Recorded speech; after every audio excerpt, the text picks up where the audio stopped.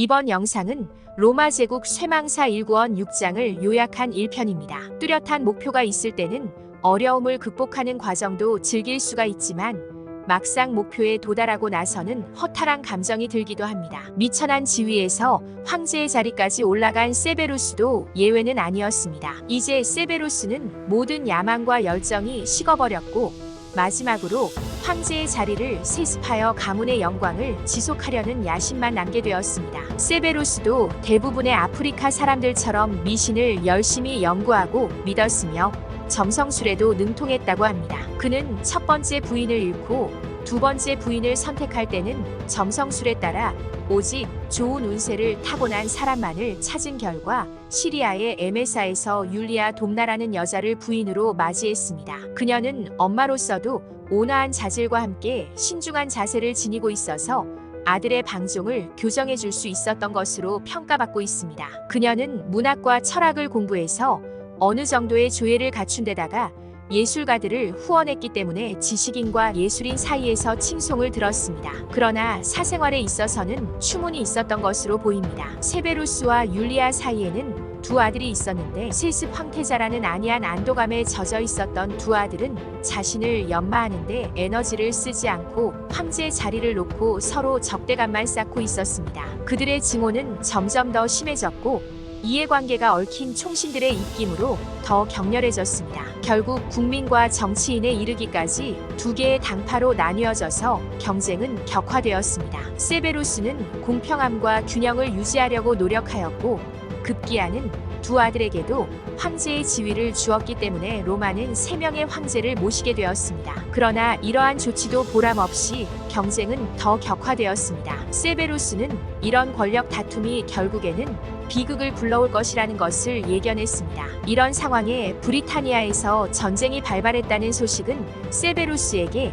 오히려 반가운 소식이었습니다. 그는 로마에서 나태해진 두 아들을 전쟁에 참여시켜서 정신을 고양시키고자 했습니다. 통풍의 고통으로 가마를 타고 다녀야 했던 세베루스도 신하들과 함께 몸소 출정했습니다. 세베루스는 섬의 최북단까지 갔지만 매복해 있던 칼레도니아 군의 공격과 매서운 추위로 인해 로마군의 손실은 5만 명이나 되었습니다. 그러나 로마군의 집요한 공격으로 결국 칼레도니아군은 무릎을 꿇었습니다. 하지만 칼레도니아군은 로마군이 철수하자 또 독립 상태를 회복하고자 하였고 이에 화가 난 세베루스는 원주민을 전멸시키라는 잔인한 명령을 내렸습니다. 다행히 황제의 죽음으로 이 명령은 실행되지 않았습니다. 저자 에드워드 기번이 세베루스 황제에 대해 비판적인 데에는 그가 군사 독재를 기반으로 불필요하게 많은 사람들을 죽였기 때문인 것으로 보입니다. 칼레도니아 전쟁은 로마가 치른 많은 전쟁에 비해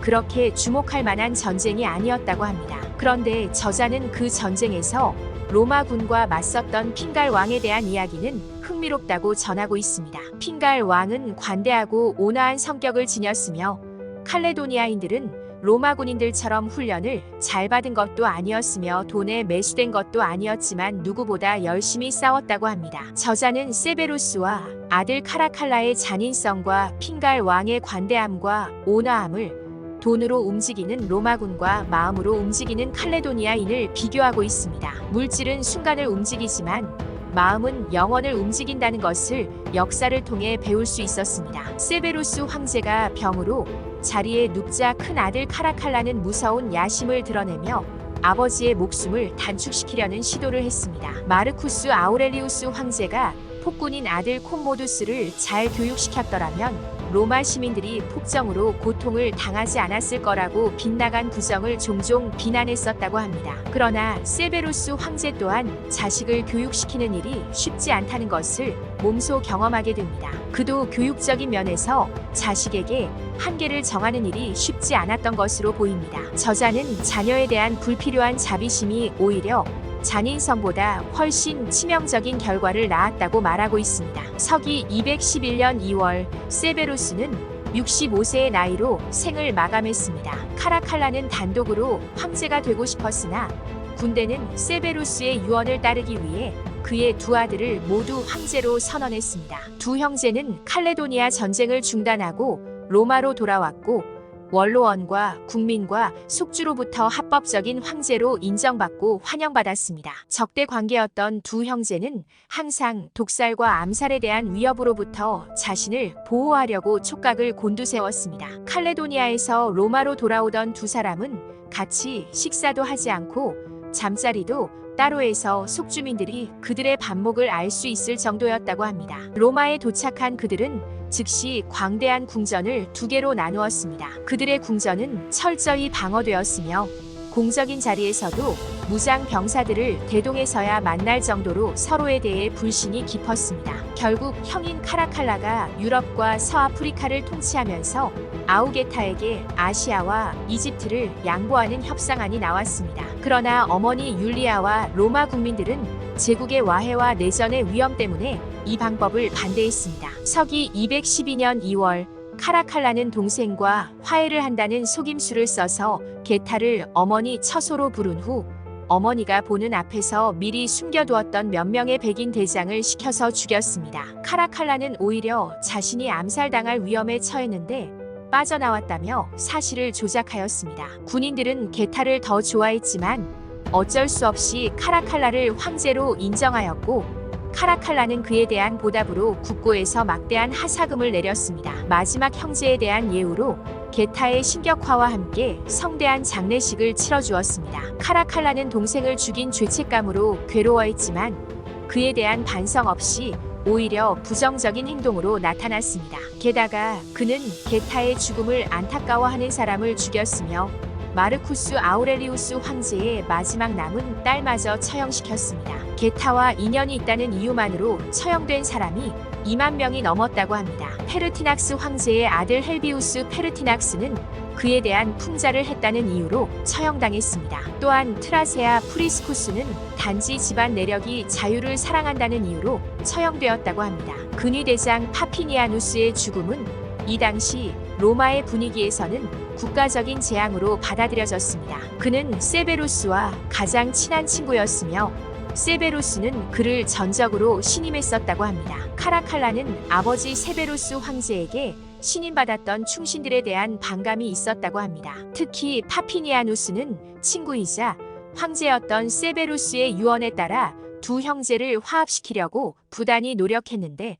오히려 그런 노력이 화근이 되어 두 형제 모두에게 반감을 샀다고 합니다. 그는 카라칼라의 회유에도 응하지 않고 당당하게 죽음을 받아들였다고 합니다. 그는 법률가로서도 탁월한 명성이 있었지만 불의에 굴하지 않는 대담한 용기와 미덕이 더욱 빛나는 사람으로 평가되고 있습니다. 티베리우스, 네로, 도미티아누스 황제의 악행은 원로원 계급이나 기사 계급으로 한정되어서 국민들은 어느 정도 악행에서 벗어날 수 있었지만 카라칼라는 모든 국민의 적이었습니다. 그는 게타 살해 1년 후 로마를 떠나서 주로 속주들, 그 중에서도 동방의 속주들에 머물렀는데 그 결과 속주들은 카라칼라의 약탈과 잔혹행위의 무대가 되었습니다. 그는 모든 도시들에 웅장한 궁전과 극장을 짓게 하고는 즉시 파괴할 것을 명령하기도 했습니다. 부자들은 파산했고 국민들은 무거운 세금으로 고통받았습니다. 그는 이집트 알렉산드리아에서 일어난 경미한 도발에도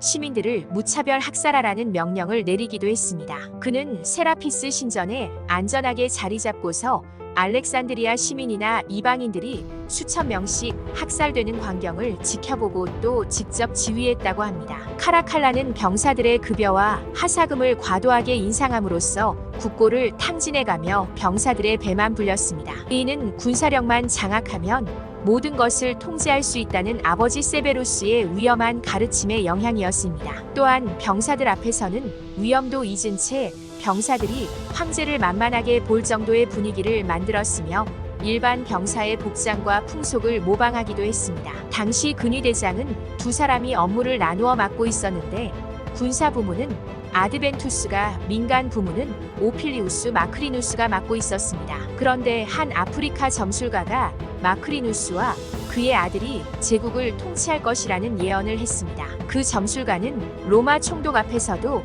자신의 예언을 고수했습니다. 로마 총독은 신문 결과를 시리아에 있는 카라칼라 황제에게 알렸습니다. 점술가의 예언이 맞았는지 황제는 자신에게 온 편지를 개봉하지 않고 근위대장 마크리누스에게 맡기며 급한 일일 경우에만 알려달라고 했습니다. 편지 내용을 본 마크리누스는 자신의 파멸이 멀지 않았음을 알게 되었고 반역을 결심했습니다. 서기 217년 3월 8일 그는 승급에 불만을 품은 마르티알리스라는 병사를 포섭해서 카라칼라의 암살을 계획하였고 그 계획은 성공하여 카라칼라는 마르티알리스의 단검에 최후를 맞습니다. 카라칼라에게 많은 혜택을 받았던 군대는 원로원을 위협하여 죽은 카라칼라 황제를 신의 반열에 올리기는 했지만 원로원의 위엄과 종교의 권위가 실추되었습니다. 217년 3월 황제 후보로 마땅한 사람이 없는 데다 군사 부문의 근위대장 아드벤투스가 민간 부문을 맡고 있던 마크리누스에게